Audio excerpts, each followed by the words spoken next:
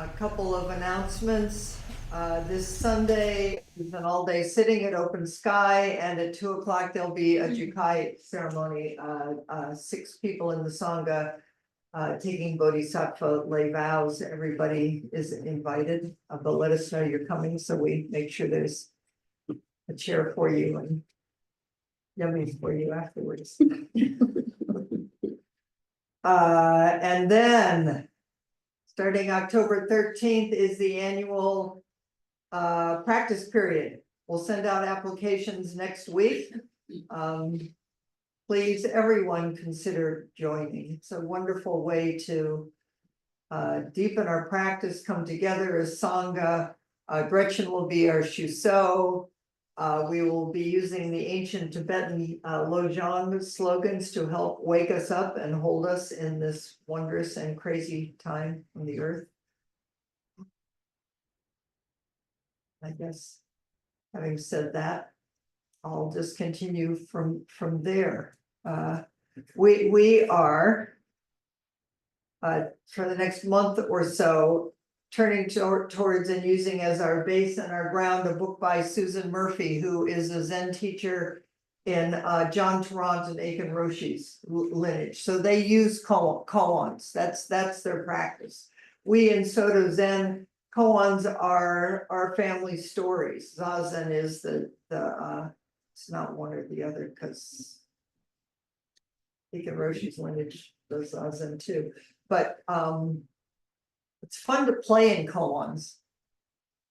They're not our core tradition, but as she brings them forward,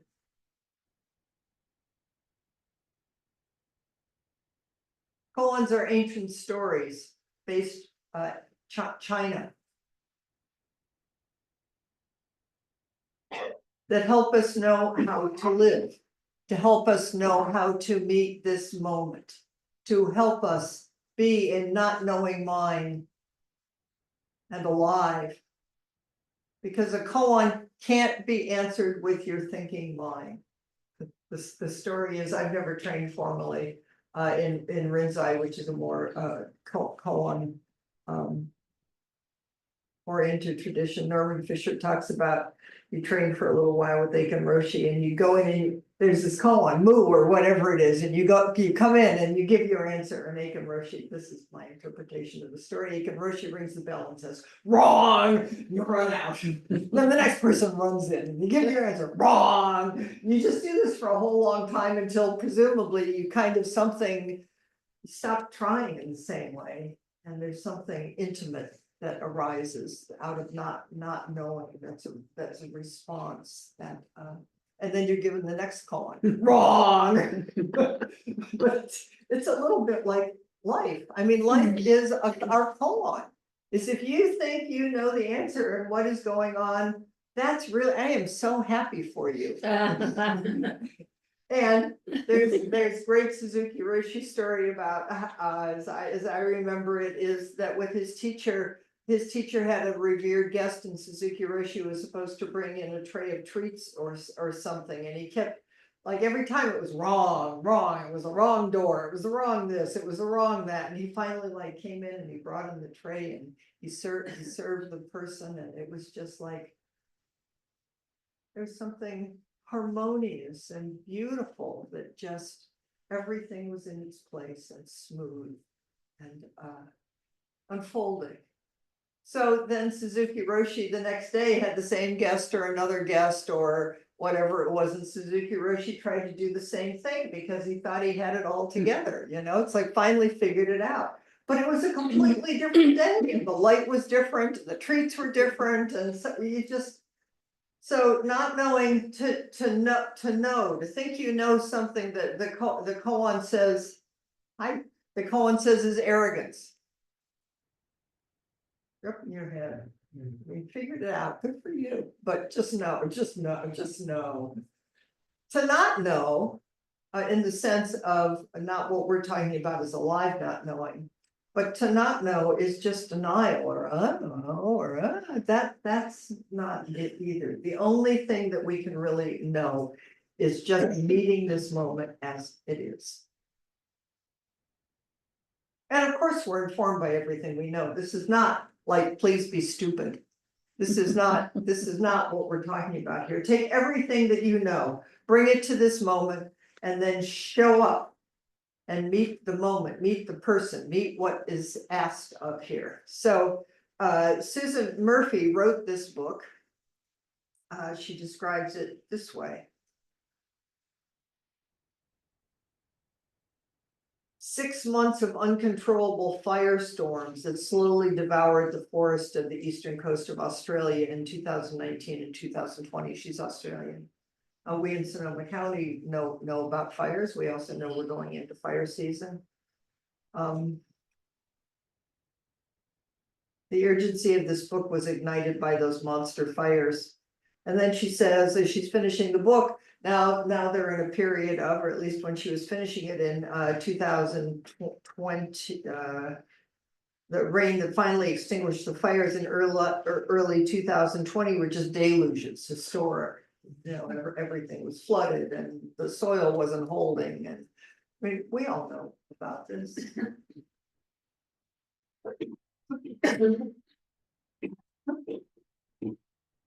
So she turned with her tradition and her koan tradition and her zazen stability tradition and wrote this book. And we're going to use her wisdom and her guidance to help us in this period of time. Be awake and aware on this earth. It's so easy in climate crisis. You just shut down. Or run around anxious. That's not helping anybody either. Think somebody else is going to fix it. So what is it to be awake on this earth in this period of time? And I would also just add that this isn't separate from the kind of political crisis that we're in the midst of either. And how do we be in the midst of this? Because it's not going to be over in November. We're going to know something or not know something. But the ongoingness is, how do we be here as upright, good, caring, awake human beings meeting the situation and helping each other meet the situation one moment at a time. And each one of us will do that.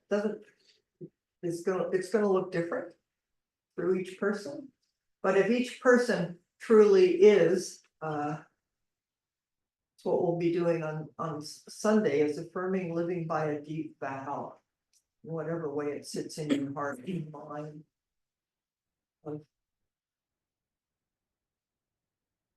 Bodhisattva vow.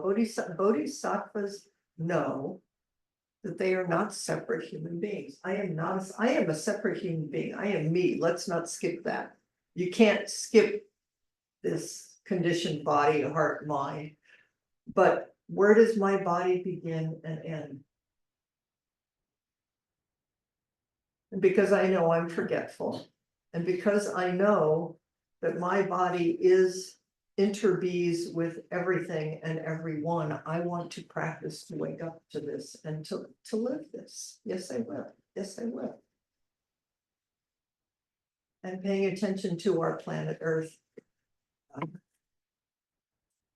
She is our body. We are her and she is us.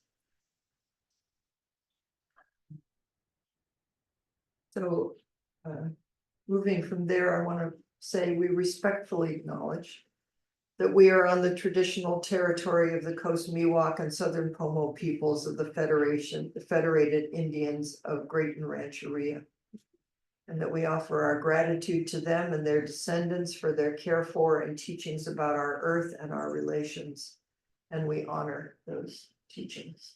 And I know some of you, many of you online are in a different part of the planet on the earth, and I would encourage you during this time, all times, to know and name the land that you're on, the traditional people.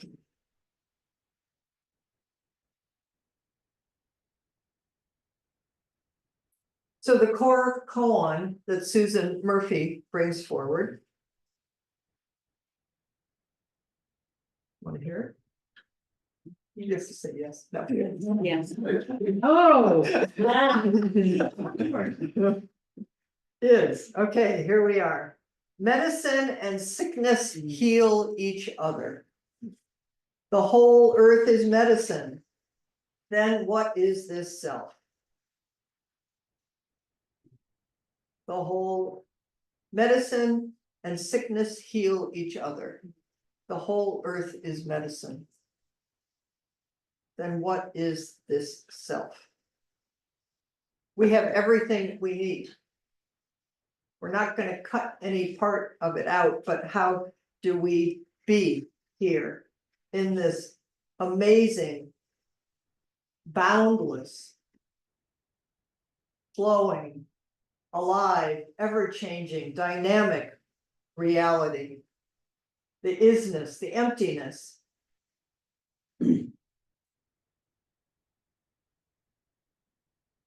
In Zen, not knowing is most intimate. Intimate is sometimes described as the whole world, but a myriad things coming forward to enlighten you. So the whole world, every moment, we are situated in the midst of the entire world, the entire universe. Each thing is the center point.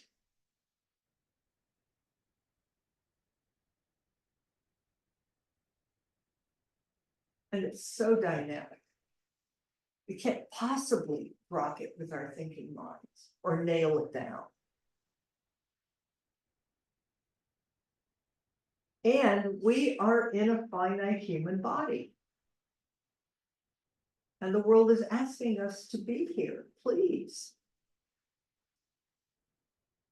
Susan Murphy says, the koans are the endlessly productive and creative tension between the undivided formless reality and the tender, poignant mortal life which ripens into the true nature of this self. We each have a tender, poignant mortal life. That's what comes out of this, is compassion. I bow to your tender, poignant mortal life, and to mine, and to whoever I think other people are. And the trees, it was great. It was great on Tuesday. So I work with wildland firefighters, and some of the crew of wildland firefighters came in they zoomed in from the woods. I don't know where they were, but somehow they had zoomed, and so it was like we were all here, but the forest was here, and they were out there fighting the fires, and it's all of this tender, poignant aliveness that is everything: the planet, the living world, and human beings waking up. So here's a koan. She gives lots of koans, so I'm going to share some of them. That's from Yunman, who also the earlier koan I mentioned. His teacher, Zhui Feng. All the Buddhas of the past, present, and future are turning the great wheel over the blazing fire.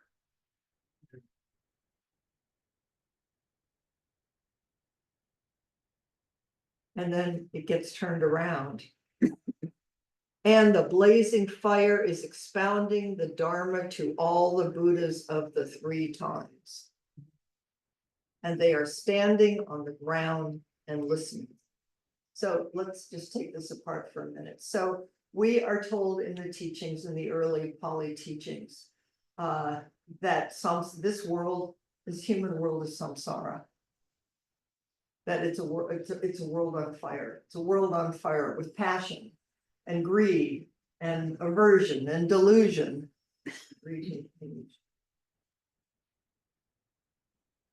I used to think that was a little heavy-handed.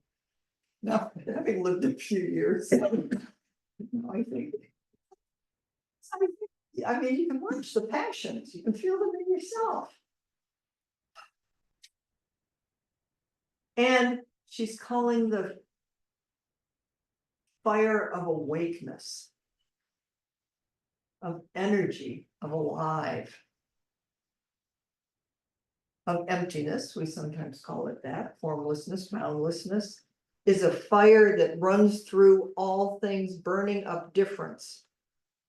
awake, alive, and simultaneously at rest in each form appearing and disappearing.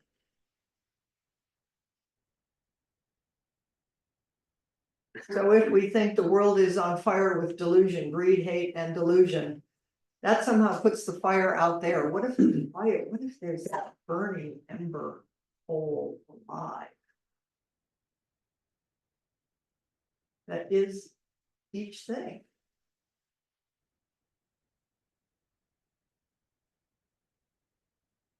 What if each thing is the Dharma?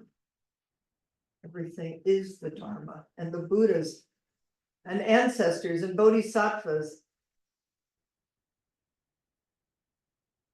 one might say, are quite generously, if you want to personify it, helping us wake up in the midst of the fire to what is. Which means our pain for the world and our power to take part in the healing of the earth come from the same place. Which means, Dogen says, when you know the place where you are, practice begins. It's not someplace else, it's all right here. Feet on the ground and listening. This is it. That's Zazen, that's Zazen body, that's practice. Feet on the ground, butt on the ground, body on the ground. Listening, whole body alive, 1,000 hands and eyes alive, embodied, interbe, which is what Zazen body is.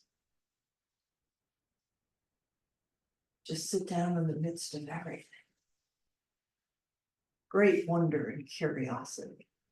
And sometimes, oh, my knee hurts. Oh my God, I can't believe that story's coming through again. Or usually it starts with, oh, what an interesting story I have going on in here. I'll wait for a while. And then some part of me says, wait a minute, I think I know this story. It's a slightly different version, but this fire of delusion, I know this one, I know this emotion. And then you just sit down and you just, it's sad.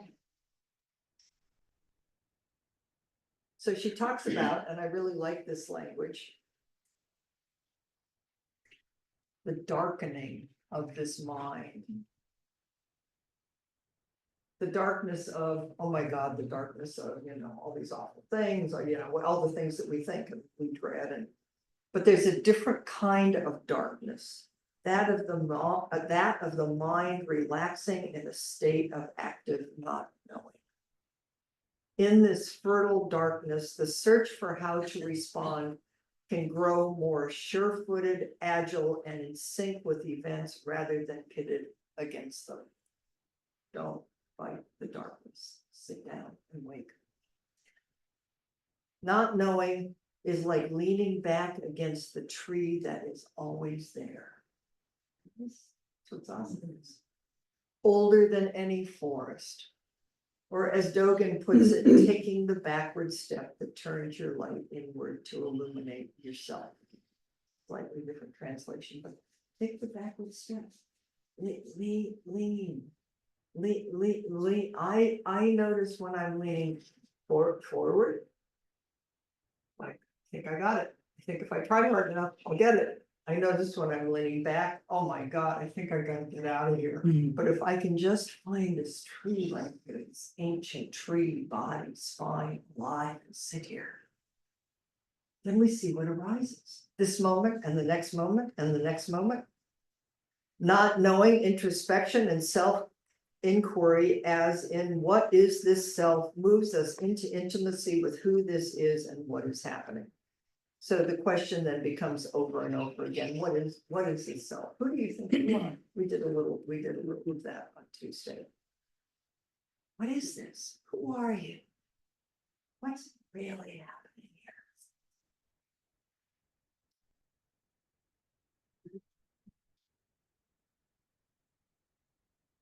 Medicine and sickness heal each other. Yunmen is pointing to suffering, healing into non-dual, is pointing to suffering, healing into non-dual awakening. the dream of separation waking into the reality of no other. Crises can shape and transform us all our lives. And in fact, she says, I like this, not knowing is willing to be vulnerable. I want to know. This makes me really nervous. I don't know what's gonna happen in the election. I'm gonna get up and I'm gonna read all the news. No, it's on, we all, I'm going down that road, but we wanna know and we wanna be in control. That's how we survived, you know? But to be willing to be vulnerable and to touch what is alive in the precariousness of it, she says, welcome it. Welcome everything.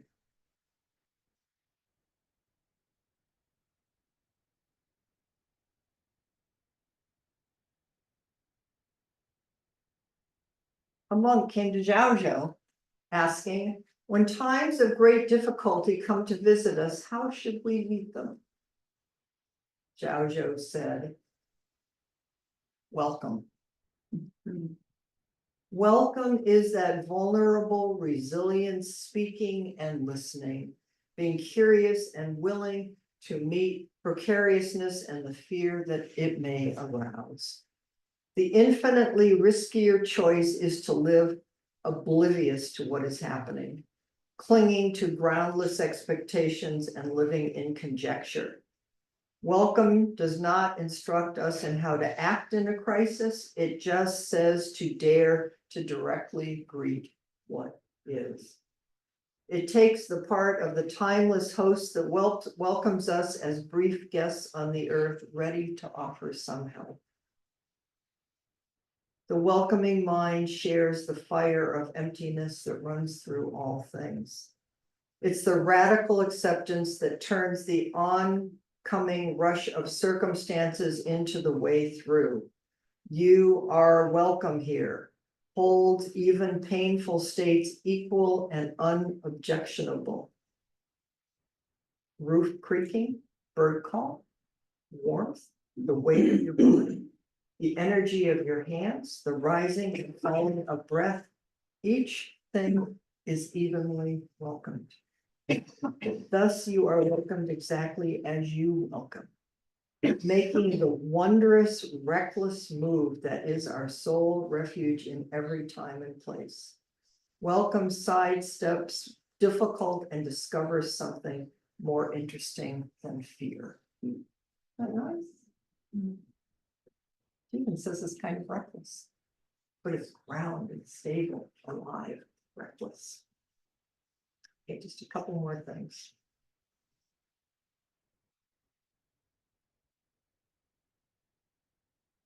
Another one. Diane was asked, what is Buddha?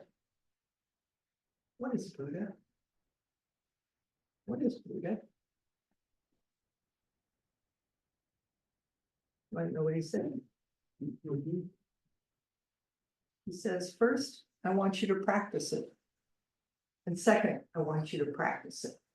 Live it. You can't figure it out. And one more.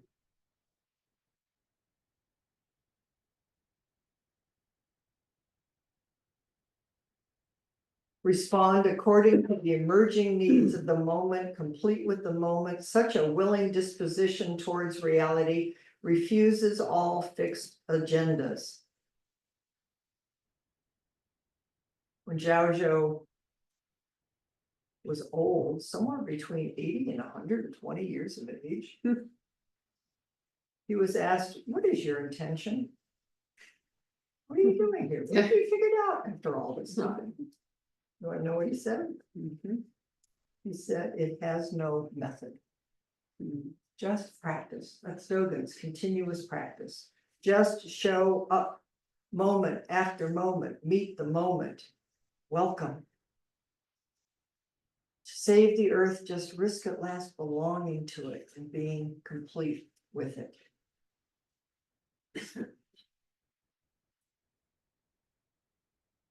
Sounds good to me. It's the living of it.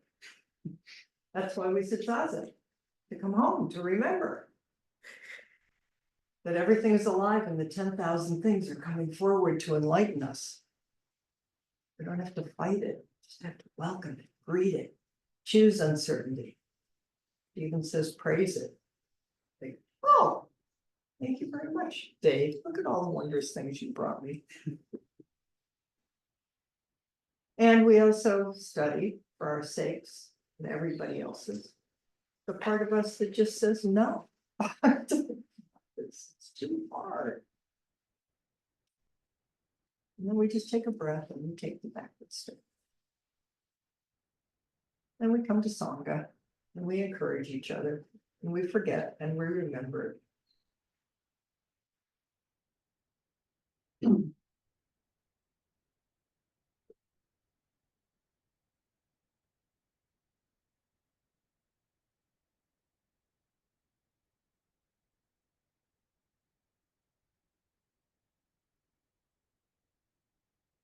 When Captain Ahab and the crew of the whale ship Pequod, is that how you say his ship? Pequod, sighted the great white whale Moby Dick for the first time, the men came to him terrified. We asked the captain what course of action he proposed to take towards a beast so large, terrifying and unpredictable. He hesitated to answer and then said judiciously, I think I shall praise it. So let's go in small groups. Let's talk about not knowing is the willingness to be vulnerable, to praise, to no method, just practice. What is all of this? What's all of this mean to you? That the whole